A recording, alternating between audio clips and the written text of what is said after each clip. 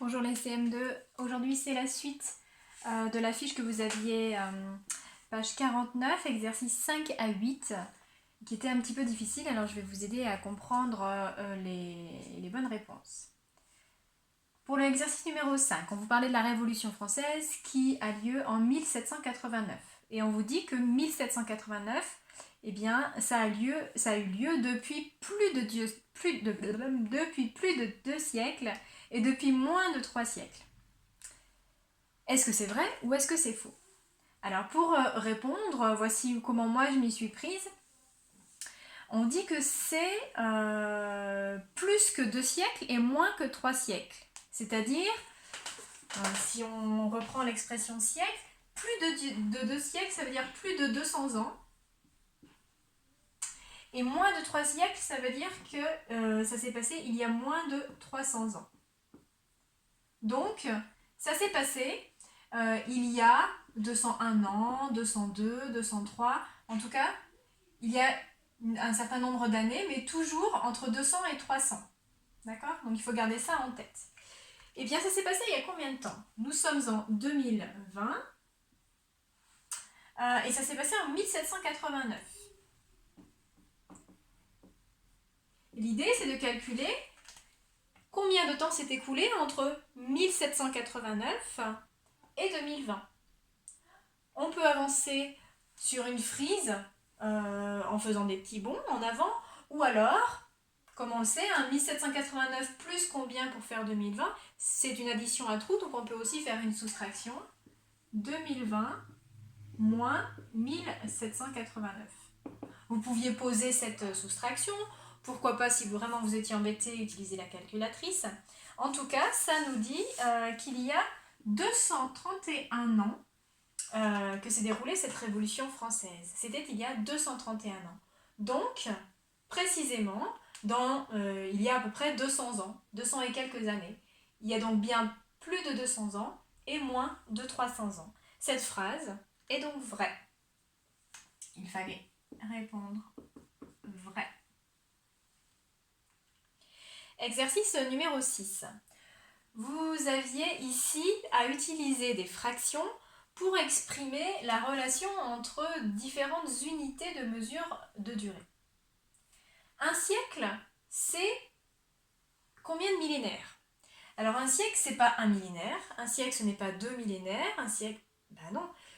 Tous les nombres que l'on va trouver ici, ils vont être trop grands. Un siècle, c'est plus petit qu'un millénaire. D'ailleurs, il faut combien de siècles pour faire un millénaire? Un siècle, c'est 100 ans, et un millénaire, c'est 1000 ans. Il faut combien de fois un siècle pour faire un millénaire? Combien de fois 100 pour faire 1000? Il le faut 10 fois. D'accord? Donc un siècle, si on veut représenter un siècle, c'est une petite partie par rapport à un millénaire. Un millénaire, 1000 ans, c'est composé de 10 fois 100 ans. C'est donc composé de 10 siècles. Donc un siècle, c'est seulement un morceau sur 10 de millénaire. Je m'explique cette fraction. Si le millénaire, on le coupe en 10, 1000 ans coupé en 10, c'est bien l'équivalent à 100 ans. Donc un siècle, c'est bien un dixième de millénaire. On peut le représenter sur une frise, si vous voulez. 0 et 1000. Si je coupe cette frise en 10, 1, 2, 3, 4, 1, 2, 3, 4, 5, 1, 2, 3, 4, 1, 2, 3, 4, 5. Ici, je vais avoir 100 ans, 200 ans, 300 ans, 400 ans, 500 ans au milieu, et ainsi de suite. Et regardez, un siècle, donc de 0 à 100, c'est bien un morceau sur 10. D'accord? Donc un dixième de millénaire. Une année, c'est combien par rapport au siècle? Là encore, une année, c'est plus petit qu'un siècle. Une année, c'est un morceau de siècle. D'ailleurs, on devrait découper le siècle en combien pour que ça fasse une année? Un siècle, c'est 100 ans. Donc, une année, c'est 1 centième de siècle. On pourrait faire le même schéma que précédemment pour essayer d'expliquer. Une année pour 100 ans. Même chose. De 0 à 100, une année, ici, bah, c'est tout petit, hein. Une année, et là j'ai 100, donc là ce serait 50. Il faudrait que je fasse en fait 100 petits morceaux. Il faut que je découpe cette frise en 100. Et une année, c'est un seul morceau sur les 100. 1/100e de siècle. Un millénaire, c'est combien de décennies?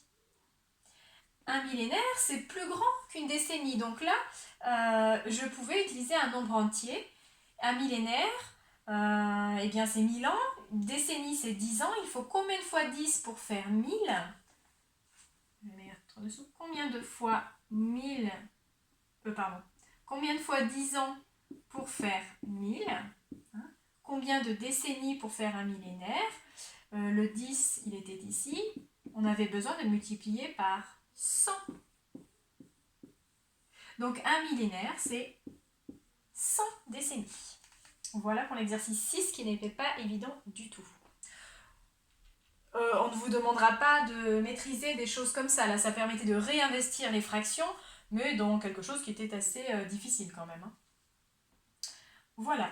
Ensuite, une histoire avec Louis XIV. Là aussi qui était intéressante. On vous parlait de Louis XIV qui a pris le pouvoir à 5 ans lors de l'année 1643. Donc ça c'est l'exercice 7. En 1643, il monte sur le trône. À 2 années près, c'est-à-dire à environ 2 ans. Hein, votre réponse, elle pouvait être plus ou moins précise. Son règne a duré 7 décennies. Ça veut dire que ça, c'est le début de son règne. La fin, justement, on va la chercher. Et combien de temps ça a duré? Ça a duré 7 décennies. 7 décennies, c'est 70 ans. Donc, 1643 plus 70 ans de règne, eh bien, cela fait quelle date? Alors, 1643 plus 70, ça fait la date de 1713. Sauf que dans la consigne, on vous disait à plus ou moins 2 ans. Donc, on pouvait aussi proposer comme réponse 2 années avant, c'est-à-dire 1712 et 1711. Et on pouvait aussi proposer 2 années postérieures à 1713, 1714 et 1715. Au final, en quelles années a-t-il pu se terminer son règne? Il y avait plusieurs possibilités, c'était au pluriel cette question. Ça a pu se dérouler en 1711, 1712, 1713, 1714, 1715. Voilà pour l'exercice numéro 7. Et enfin, le dernier, l'exercice 8 qui nous parlait de Charlemagne.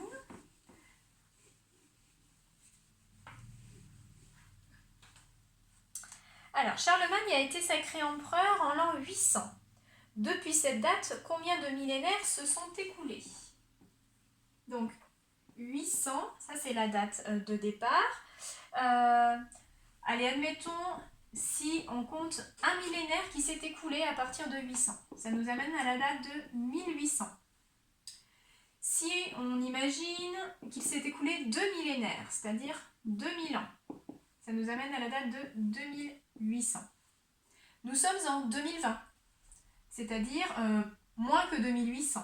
Donc, à la date d'aujourd'hui, le sacre de Charlemagne a eu lieu il y a plus de 1000 ans, c'est-à-dire il y a un millénaire et quelques années en plus. Mais en tout cas, pas 2 millénaires, ça c'est trop. D'accord? Parce que 2 millénaires, ça nous amène à la date de 2800. Donc la bonne réponse pour la question A sur Charlemagne, c'était 1 millénaire.